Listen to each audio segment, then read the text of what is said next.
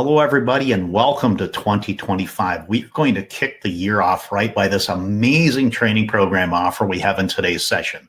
We are going to build a customized, life-saving, proven effective integrated upset training program exactly for you based on what, where, and how you operate. The way to take advantage of that is, number one, watch the session, but most importantly, go to this QR code URL or just call our team. We have UPRT advisors standing by right now to help build that program just for you. And what we're offering is a premium training upgrade to any on-aircraft program that includes a 1-hour advanced simulator session, 45 minutes virtual reality, and our all-access online self-study UPRT program, which is about 15 hours of advanced UPRT study with a retail value of over $4,000. We are kicking this year off right.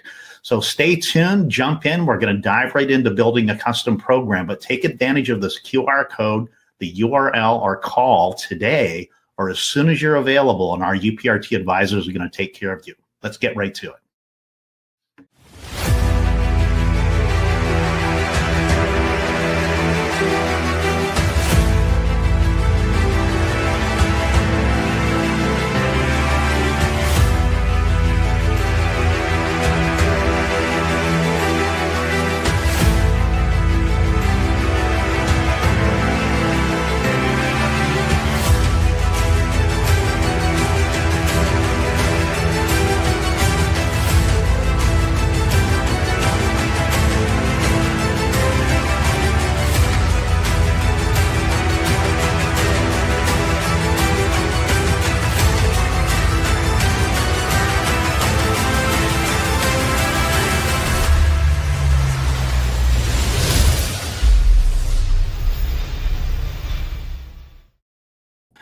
So, Otter, welcome. Here we are again talking about our culminating session, which is going to be on our UPRT Mastery Standard. This is just a really great way to kick the year off because we know, that we have such a huge uptake of our integrated programs and jet training programs. And the evaluations you're doing virtually every week with flight departments showing up is just so exciting. So I think everybody knows us, but for people who don't know Otter, he's our Executive Vice President of Standards and Compliance we have at APS, and he is really the champion and leader of the sales team on presenting our integrated programs and also being the turnkey expert that we have on staff for helping pilots and flight departments understand this really, really important mastery framework that they can adopt and should adopt. And I think we're becoming much more effective at helping people understand that. So, Otter, any comments on that, or maybe your thoughts on the importance of mastery programs for pilots out there? No, I think it's a great benchmark that helps the customers really evaluate the quality and mitigation that they're actually bringing to their flight department training. And so looking forward to this discussion because it's fun to talk about these various components of the framework. Yeah, it is. It's great. And I think right here, so we're going to jump into this. We're going to go through pretty quickly because we do want to jump into actually getting right to building a program today. And we're going to talk about how we can build a program exactly for you through our UPRT advisors. But very briefly, what we have is this is session 5. We're going to talk about how we enable the paradigm shift, progressing the depth of LOC-I mitigation, but we're going to point you to other events to learn more about those because we've addressed those in our last 5 sessions here. And then we're going to do the Built For You program and then go to questions. I don't know that this session is going to be very long because the most important part of this is pointing you to our UPRT advisor. So at the top right corner, I've now put up that QR code that you saw in the opening. That at any time you want to go ahead and fill that form out, get in line, or just go ahead and call us, you can do that as well. So let's go ahead and just review some sessions. So we have the overall 5 series session overview there. We have our Power of Jet Upset training session that we did just near the end of the year. Then Human Factors with Janine, which was really fun, Dr. Koshan. And so it's just been a really great set of sessions that everybody is welcome to go to and have a look at. But we're not going to get stuck at any of these today. You can just take a screenshot of that if you want and go visit those later. Let's go ahead and talk about our UPRT Mastery Program and reiterate that offer I talked about. So what we have is we have the QR code. Just get your phone out, go there, fill out the form, and you'll get an email from us and trying to set up a call. or you can just go to that URL and do the same thing at the bottom, or just go ahead and call us. Even if you're around the world anywhere, just leave a message. Let us know what time zone you're in, and we'll make sure that we get back to you right away. Or if you're calling during regular office hours, you can probably get right to a UPRT advisor right now. So have a look on the left there, Otter, because what we see is that it used to be that people had a hard time understanding why on-aircraft training is so very important. That's really not the case at all anymore. What we're seeing is almost every single company, pilot, airline, whatever it might be calling us, are absolutely bought into on-aircraft UPRT. And we've done such a good job in convincing this that they're missing the incredible value that simulation and virtual reality and a really extended academic learning can have. So what we're doing with this offer this year in 2025 is, since APS is what we would call the nexus of UPRT excellence, people can come to us and in one spot in just a few days do all of on-aircraft training, live instructor ed training, piston training, jet training, advanced simulation, class specific, and VR. We're making it really easy for people to jump right in and get a very comprehensive solution. So you can see there, Otter, with the simulator session, VR, and online self-study, this is the perfect add really to any on-aircraft program. Would you agree with that? I would. And it's a very quick realization on most of the customers when they do add the sim and they go in and they realize, oh, this is not your standard sim session they're used to doing every 6 months. They're like, oh, wow, this is a session truly dedicated to UPRT, and it's being led by a UPRT instructor who's qualified to actually teach these elements in a sim. So, which is just unlike what most pilots are experiencing out in the industry. Yeah, and I think to your point, I mean, it's often that the flight department show up here, or the evaluators, like you just said, is just, yeah, that sim is it's just a waste of our time. We do simulator training all the time. The reason I'm here is because we don't want simulator training.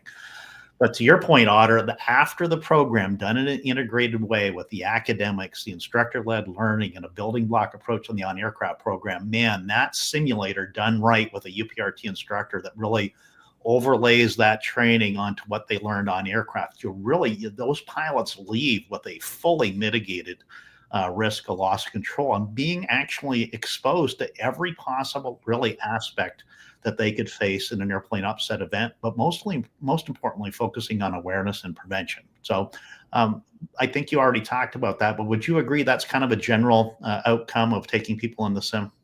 Absolutely. Absolutely. It's definitely the way it's happening.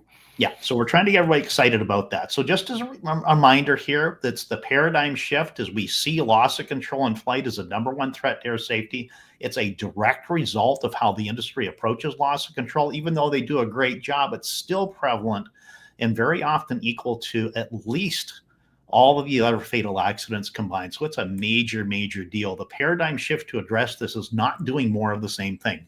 Remember, the definition of insanity is doing the same thing over and over again and expecting a different result. We're talking about a paradigm shift by integrating properly implemented effective academics on aircraft simulation, virtual reality, to really address this. We can drive that down. Delta Airlines is a great example. Just with robust every pilot in control solution standard on simulator training, they drove that down by 50%. But it's just not going out and doing your status quo UPRT. It's not finding a consultant somewhere that only halfway understands the issues. You really need experts to help you to implement that. So our goal is to take this red circle and turn it blue by getting rid of that risk that remains. That red circle is the existing condition of the industry, exemplified by the 66% of fatalities by the way it approaches the solution. We're offering a better way. All right, we're offering a better way. So if you want to learn more about that, go to our Recurrent UPRT session that's available on demand right there. Otter, anything to add to that right now when you're talking to folks about this philosophy? Yeah, I just probably can't overemphasize, because it seems to a lot of people just don't connect the dots. They have to understand that this 66% of the fatalities is being produced because the industry continues to do the same thing over and over again, expecting a different outcome, and it's not working. And we have to have the paradigm shift. Yeah, and so the big initiative here with, for example, the ICAO manual and UPRT, which is absolutely awesome. It's amazing.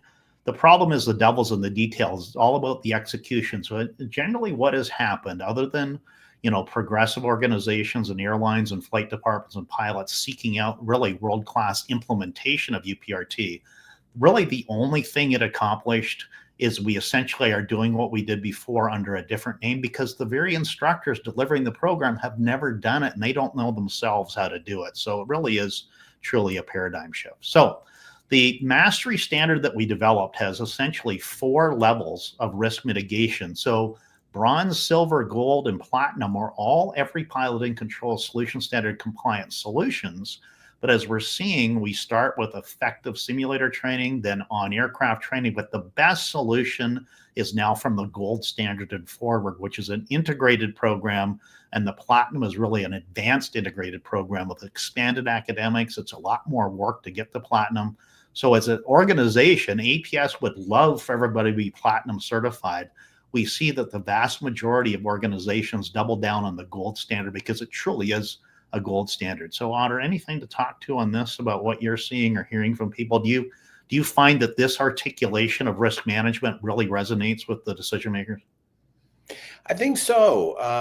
As you have these conversations with flight departments that are interested in getting UPRT, and like you said, the vast majority are calling and going, you know what, I want on aircraft. I want to get in a real airplane. I don't want to do it in just a simulator. And so obviously we have that to offer. And when we can have this discussion about, all right, let's look at where that falls in the spectrum there, and they see that, oh, that's only a silver standard and there is an upgraded standard.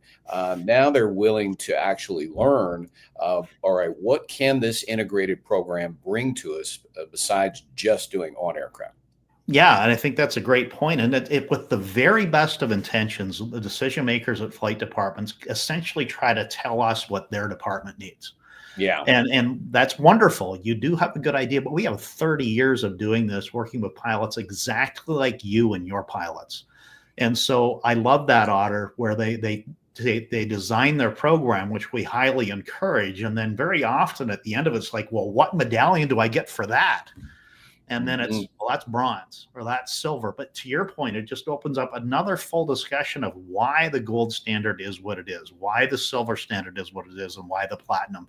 And it really is a nice common kind of, I would say, a common lexicon or a way for us to be able to talk about things and kind of level the playing field a little bit. So it's, I'm just really excited about this whole development. We're seeing massive response to that. So on the screen there, I had this overlay that was obscuring the mastery program. So if you want to go learn about the details of the APS UPRT mastery program, just get your phone out and go for it there, or take a screenshot, and then you'll have a chance to learn more. Okay, so now just very quickly here, Otter, we talk about that paradigm shift as we're going forward. Let me bring that QR code back up to the right. So we're looking at going from existing risk to fully mitigated risk. Okay, we're looking at the existing risk of 66%. All the solutions are now maximizing these mitigation criteria using the every piloting control solution standard to drive their risk from really unacceptable or intolerable risk to a tolerable risk level. So as the program proceeds from left to right, and as we mitigate that with simulation, with on-aircraft integrated and fully integrated training, that risk mitigation, that elimination of those big chunks of red risk are how we now label them bronze, silver, gold, and standard. So Otter, anything to add to that? I know that was a quick review. We've covered this in other sessions. And of course, we have the link up there to talk to one of our UPRT advisors who are completely fluent in all of this to talk to you about it. Anything you want to add at this point, Otter? I'll just add real quickly that understand for our audience that this mitigation that they're seeing from left to right and how we're literally mitigating the red threat there and is coming from our program. Now, it'd be nice to say if all UPRT providers were created equal, right? And we know they are simply not. So this really is based on what we have learned over the 25 plus years of delivering. We know the elements, the learning tasks that have to be done for pilots in a multi-day program. And this is what we see. We see great results with this program. Yeah, and I think I would emphasize that, yeah, from the UPRT provider standpoint, very often they are just doing what they've always known to do and throwing in an airplane or instructor and say, hey, this is a great airplane, this is a great instructor. And while those matter, it doesn't matter as much of all those 5 pieces of the pie of the every pilot in control solution standard all being optimized like Otter is talking about. So it's really, really critical, because when we helped ICAO design the ICAO manual and upset prevention recovery training, this increasing mitigation is exactly what's articulated in there, but it's just not being executed. It's very common for myself or Otter to be out in the industry around the world and meeting a UPRT provider saying, yeah, we do what you do. We do a program that's just like your program at APS. And after about 10 minutes talking to them, it's very clear that they are just missing some very, very significant issues or have a misunderstanding of critical areas of upset prevention and recovery training. So our years, Otter, working with Delta Airlines, United Airlines, all the OEMs and manufacturers, and endless consultants coming in to evaluate the program and give us feedback, has just been really indispensable in making a solution where we can really address any fixed wing operator. Anything else, Otter, before we go?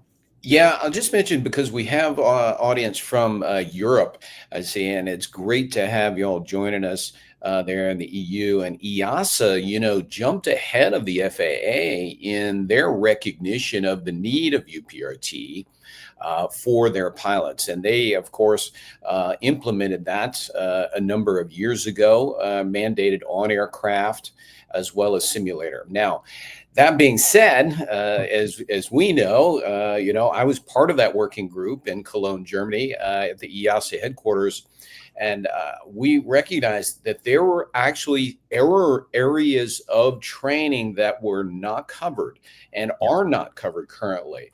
And as good a mandate as it came out, there's some still pretty critical missing errors in it.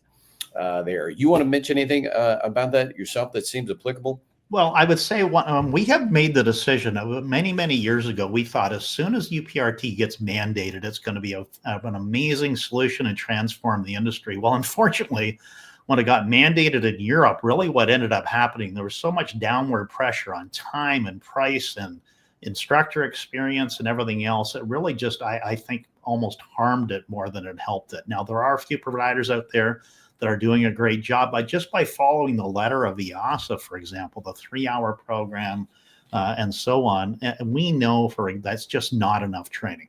It just simply isn't enough to prepare a pilot to truly be able to be prepared for loss of control in flight. Now, as a UPRT provider, you can convince people after 2 days they're prepared in 3 flights. But as we've seen, their resilience is just not embedded. And for 99% of pilots, 4 flights, 3 days, integrated training is what they need, but it has to be in a common provider network. It has to be seamless training that transitions from academics to on-aircraft to simulation and so forth. And that's a big ask. And so the paradigm shift is not happening in the industry, and it's really, really unfortunate.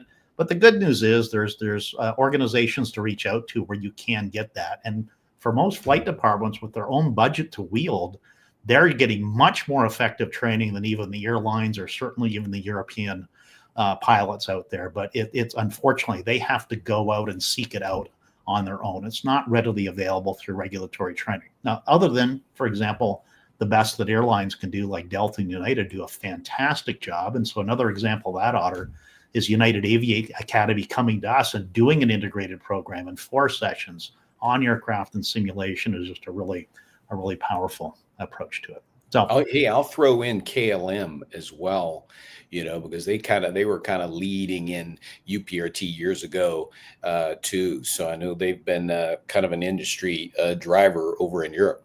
Yeah, I know. When we work with them, they were really doing it right. Then, of course, the same issue happened, right? Downward pressure on time and price and everything else, and they got kind of regulated into the same challenges that we see. So we doubled down on the gold standard because that's not all the way to the top, but it's something that's super effective. So you'll see at APS, while we have platinum, is we want to double down on the gold and the gold pro. And the pro just simply means that it's recurrent training with a Epic S2 compliant program. Okay, so here we are. We're going to build a program, Otter, real quick. And so I thought what we would do is build this multi-engine business jet pilot program. Now, for everybody out there that's not a multi-engine business jet pilot, go to that QR code, fill out the form, get connected with our team, because they're going to talk you through the program that's going to work exactly for you.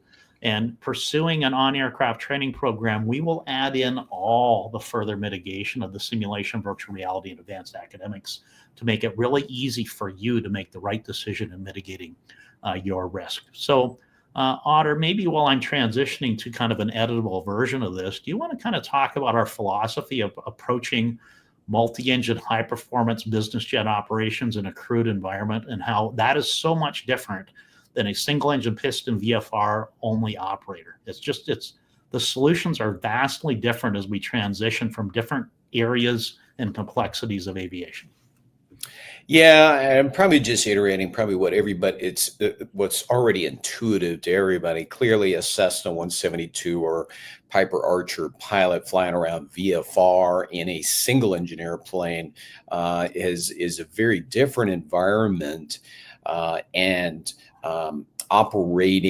operational risk category than a multi-engine jet crewed at operating at high speed and high altitude there. And there is a lot of, shall we say, learning, experience, and training that has to go into a professional pilot to go from that single engine pilot environment to the multi-engine. And along with that, along with all those additional training tasks, comes more risk that could put pilots in upsets there. And that's, I think, overall why we have to address this very complicated environment because there's so much more at stake there. And the UPRT program needs to be more comprehensive. It'd be nice if we could just throw multi-engine jet pilots in an extra 300, 2 or 3 times and say, all right, you're good to go. But that it just doesn't work that way. We go to events all the time. We're going to be at a big event next week, Otter, where people will come up and say, I already do UPRT. And to your point, it's, well, I go and I get training on an extra 300. And while that's great, there's just so much risk to leaving on the table as a multi-engine high-performance jet pilot in a crewed environment. It's just, gosh, it's just unnecessarily so. But I really do feel like those operators that are doing that are trying to do the very best they can. They just don't know. They don't have the details of making those decisions, which is why our evaluation is just so powerful that the sales team and you lead, Otter, when people come and visit us. So let's jump into the multi-engine business jet pilot. This would apply for an airline pilot, obviously, as well. The thing to realize, though, is that we're going to talk about an ideal solution to maximally mitigate the risk of loss of control in flight. For example, airlines in the United States, for example, are limited really to simulator training. So they're fundamentally limited in their ability to mitigate the risk of loss of control. But there's just so much they can do with an effective simulator-only program that goes well beyond the industry's issues of now demonstrating 66% of fatalities being loss of control. So multi-engine business jet pilot coming in, Otter. Let's talk about that a little bit. And I would like to share to everybody watching the video that it's not up to the person's discretion that you are talking to at APS as to what this is designed as. We have determined what these designs are based on firsthand experience with operating a pilot, training with pilots exactly like you. So if you talk to Otter, you talk to one of our sales reps, and you talk to a different one, they're going to be sharing the exact same program mitigation because it's proven and it's standardized. And it's really the only way you can get the associated medallion as well. So academics, Otter, talk about that, maybe just the instructor-led live academics that they experience, that they would get here. Yeah, everybody's got to go through some of this unique UPRT academics, part of the paradigm shift and part of the recognition that even ICAO saw was that, our run-of-the-mill flight school academics is not sufficient. We're clearly not helping pilots to better understand, especially aerodynamically, what is going on, what causes these various upsets, what is happening during the upset itself from an aerodynamic standpoint, and then how best to actually recover the airplane from that aerodynamic standpoint. There. And so that's really where our academics focus. You don't need test pilot academics. You absolutely do not. We don't throw in a bunch of equations and all that in it. But nonetheless, there is a certain amount of theory that really lays the foundation for why we're doing what we're doing in the airplane.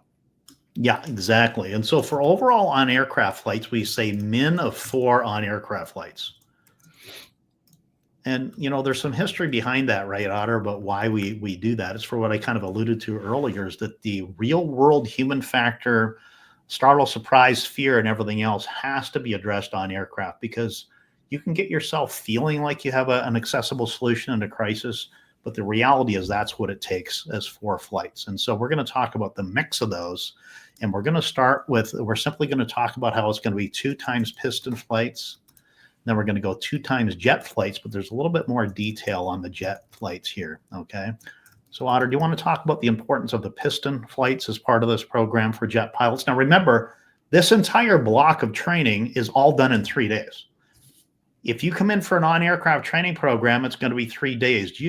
And no additional time on the same schedule, you can get a fully mitigated solution as opposed to leaving a whole bunch of risk on the table. But the good news is, you as the customer decide how much risk you want to leave on the table in your own flight operation. We recommend that you maximize risk mitigation and just not fall short. It's not about time. It's really not about money. Certainly here, we're going to give it to you at no charge for the folks watching the show. So Otter, talk about the piston a little bit, and why they matter so much, and why jet operators need piston training.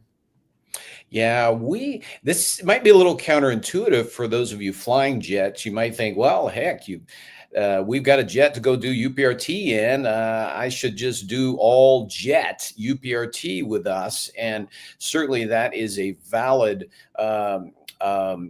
conclusion. However, we have seen in our best years of delivering this that the extra 300 is actually the better core skill developer tool. Remember, these aerobatic airplanes are tools that we're using to develop a skill set, a knowledge, and a discipline that's applicable and transferable to your airplane type. And we see that the extra has really a higher fidelity. Things happen quicker than being in our jet, and it contributes to an overlearning, which now is very transferable to the jet. Once they complete the piston portion of their training. Yeah, and so I think what you're alluding to, Otter, is that there's certain areas of the 8 loss control and flight mitigation criteria that are better addressed and mitigated based on the platforms that we're using. You see, the dark blue ones are really only effectively addressed on aircraft. And so it's really interesting to see that. So that is, to your point, it is very counterintuitive, but once folks go through an evaluation, and certainly once they go through the program and see that, there is just no question. We're essentially getting back to the grassroots of teaching you UPRT, the way you learn to fly, building block approach, academics, on aircraft, piston jet, and so on. Now, the 2 jet flights for business jet pilots for a gold standard, one of those is at high altitude, okay? Now, Otter, why don't you talk a little bit about why both high and low altitude are required? And of course, there's tremendous value in having been in the airplane at low altitude, transitioning skill, going to a complex airplane operation, and how it prepares them for the high altitude flight to maximize the training. But do you want to talk about those 2 jet flights, when they occur, and what the importance of each of those are? Yeah, we like to do the first jet flight as the 3rd flight after their 2 piston flights. And it's going to be done in a low altitude environment. Typically, our block is between 10 and 17,000. And so not only is there the transition to the jet environment for the pilot, such as adapting now to the higher speeds, turbine response, slower turbine response, pitch rates are slower, control forces are higher, so they're getting closer and closer to their aircraft as well there. But it's important for them to see that and make progress and actually develop skills in that low altitude environment. But then we'll take them on the fourth flight to high altitude, where clearly all jet pilots know there is a performance difference, not only just in thrust, but from a stability and controllability standpoint. And giving pilots to actually a chance to hand fly a jet at 30,000+ feet is just really good for them. It's not only good for their confidence, but their competence as well, since most jet pilots have little to no hand flying experience at that altitude. Yeah, and you got to remember that as a professional jet pilot, you're spending 90% of your time at high altitude, and so it is an area of risk as well because of the performance differences. Margins of safety being reduced. It's just such a completely different environment, and that's a real eye-opening session for everybody. Okay, advanced simulations. This is now going to be the class-specific session order, and this is the one from this part forward right here, everybody. This is what we're adding on for the people on this call. If they call in and select any on-aircraft program, we're going to include this part at no additional cost for you. So, Otter, the class-specific simulation, and the timing obviously is important, but why is that just so valuable from your perspective when you're talking to people in their evaluation? The class-specific aircraft allows us to take the core competent skills that they have developed in the airplane, and now they can learn to apply it in an aircraft more representative of what they're flying from a performance standpoint. And some of the advantages of being able to get in the sim are such as being able to now actually get low altitude, actually get the representative control feel. We can put them at night and in the weather. We can actually practice CRM as well. And these are critical aspects that are just not as easily developed in the on-aircraft platforms. Yeah, and I think when folks come on as a crew, which very often they do, because the vast majority of our customers operate in a crewed environment. Most are turbojet pilots. Many of them are turboprop pilots. It's really important when they show up. Now they each have an hour, so often they combine that together in a 2-hour session where they can work on all this stuff together. And it's really, really important. And I think the key here is not just simulator training and just not having a UPRT instructor. It's a UPRT instructor that is fully fluent on the entire mitigation process to transfer those lessons learned in the academic, the on-aircraft, the piston of the jet, and transfer them into the environment you operate in every day, and the multi-engine side-by-side glass cockpit airplane with really comparatively restricted control response with less performance than they saw in the training on aircraft platforms. But the fidelity of understanding the load and the unload and the motion cueing and certain forms of spatial disorientation, that experience before the simulator really magnifies the value of the simulator session because that all gets transferred in. Okay, so Otter, for you at base this year, I don't know how many VR sessions you did, but I think it was nonstop for days and days and days. Why don't you talk about the important value of the virtual reality component? Obviously, our goal is for it to be type specific if we have the type specific model, which very often we do, at least kind of in that category of airplanes like a G550 or Gulfstream, or it might be a Global Express, or even like an Airbus or any 737 or something. But why is type-specific virtual reality training really kind of the icing on the cake from the practical training part of it? Yeah, this VR experience is we feel best done as a culminating event. It's one of the last things that the customer do. And the purpose is to put them in their type specific airplane. So if they're, fly 650s, we'll throw them in a 650. If they're a King Air driver, we'll throw them in a King Air there. But now it's an environmental transfer of skills. So they get to now, or they're looking at their instrument panel, they're looking out their restricted view there. And and they can kind of go through the motions in the various subsets, viewing it from their own home plate, shall we say. The other thing we can do as well, we can snap them outside of the airplane and they get external view of their airplane in the various subsets, and they get to see where the lift vector is pointing and that kind of thing. And they actually see the ramifications too of their flight control inputs on those aerodynamic variables. Absolutely. So the way I like to think about it is that when we're talking, what we're trying to do is we're trying to bring people in and give them a full experience where their skills are completely transferable into their airplane. And no better way to do that than actually have them at the training center in their own airplane using all the skills that they've learned in their environment. It's just that mental model, because without that type specific training, in this particular case, is that they're very confident they have the skills, but there's also that little bit of mystery is, am I going to be able to apply them in my cockpit? Well, we remove that by getting them right there. It truly is the highest fidelity, been there, seen that training program that we're able to generate using modern technology. Now, expanded academics at the end here, Otter, we have our 15 hours of online expanded academic training, essentially 10 courses, and that's really the key to getting to the platinum standard.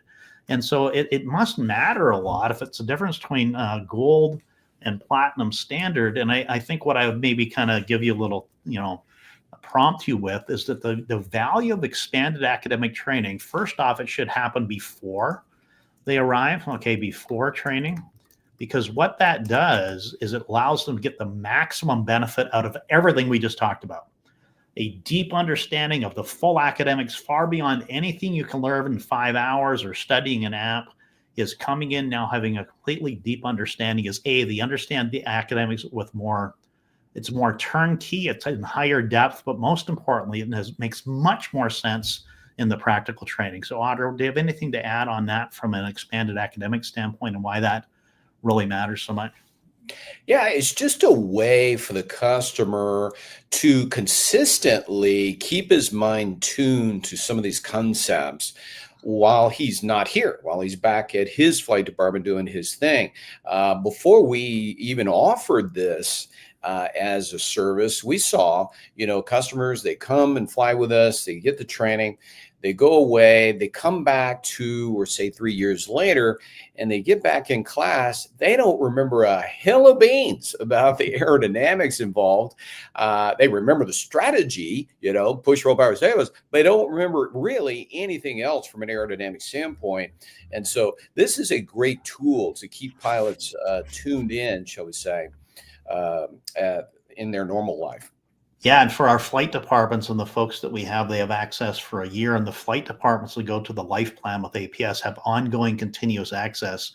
And most flight departments will use this as kind of their off-year training review of academics. Well, they'll do practical training in year 1, they'll do academic only distance training year 2, and then the whole team comes back in year 3 for Recurrent.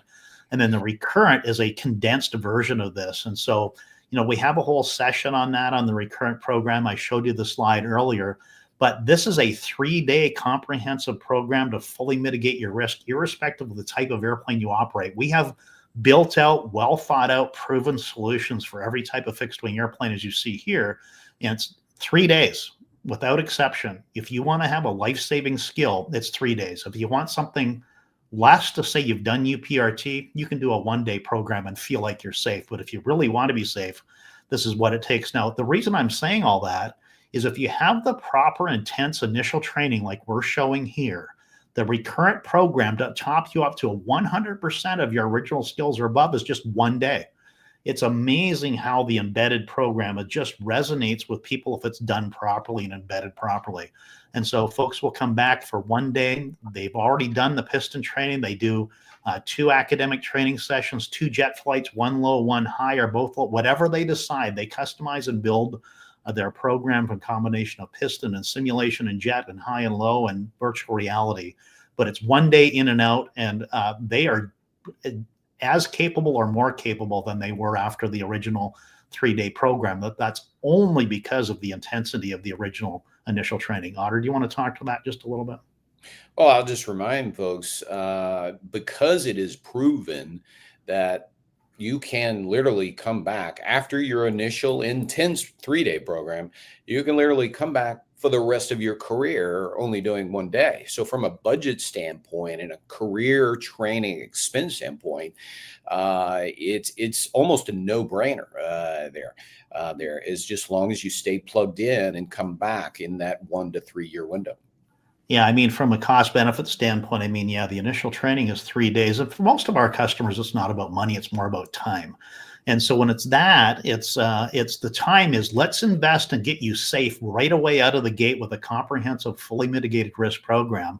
And then from now on, to your point, Otter, the economy of scale is now just get your team back here every 2 to 3 years for 1 day, and you are rock solid. And and of course, we continue to evolve those recurrent programs, based on the risks they're facing. We can address unique things that they want to address in their training program, but it's really all about them taking control of their training. Okay.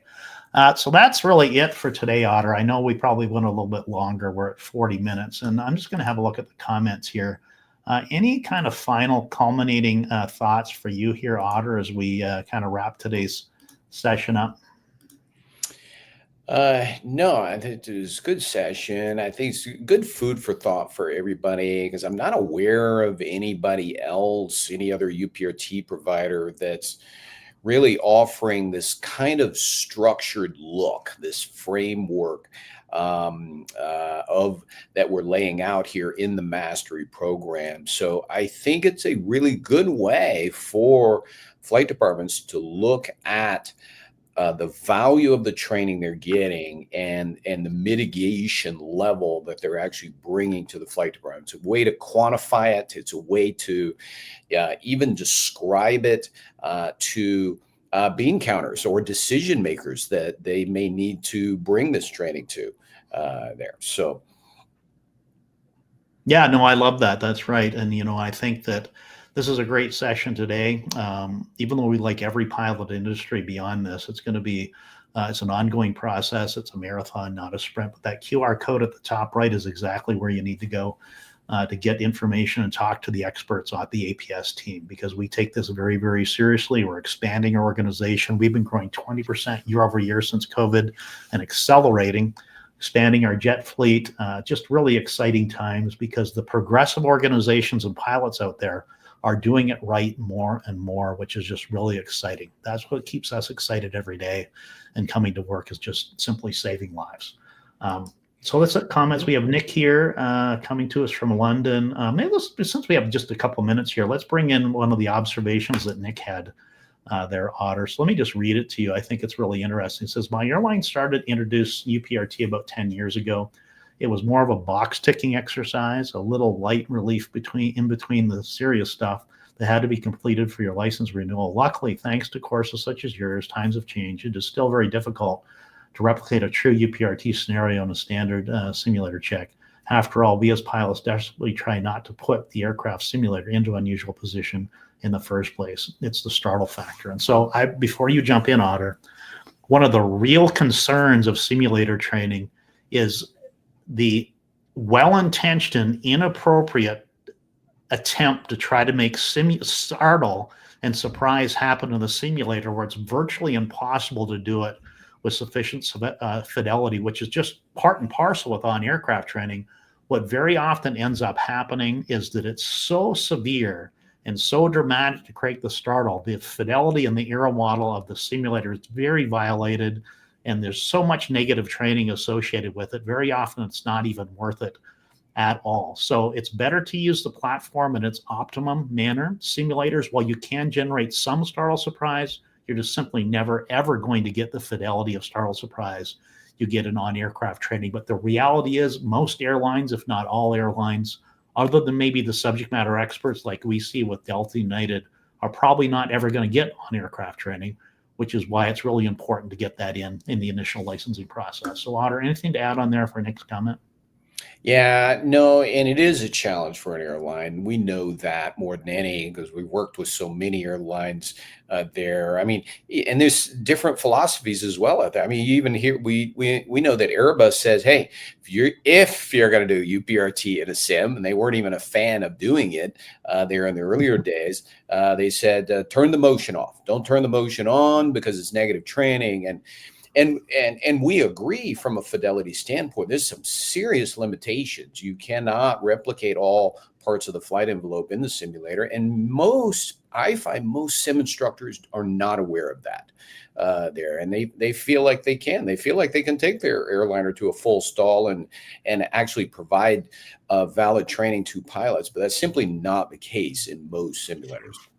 Yeah, there's just so much limitation, even in the expanded aero models of the simulator with extended envelope training. They're very, very limited in their fidelity, especially when it comes to the integration of beta or side slip into those situations. They're very limited at angle of attack as well. The point is, your goal when you're doing full stall training in an expanded aero model is not to be there and stay there. It's to exit it immediately and have a representation of that chaotic environment. And it's just really important we use the training platforms as designed. So with that, Otter, I'm really excited about our session today. I think it was a good one. So thank you for being here, and everybody who's out there now online live and who'll be watching on demand. We just look forward to you taking advantage of that offer, that QR code. Let's make it easy. Let's not leave any risk on the table. Let us help you save the lives of yourself, your family, and your passengers. That's what it's all about. So Otter, thank you. Any final words before we sign off? Yeah, no, thank you everybody for joining us and watching. All right. Take care, everybody.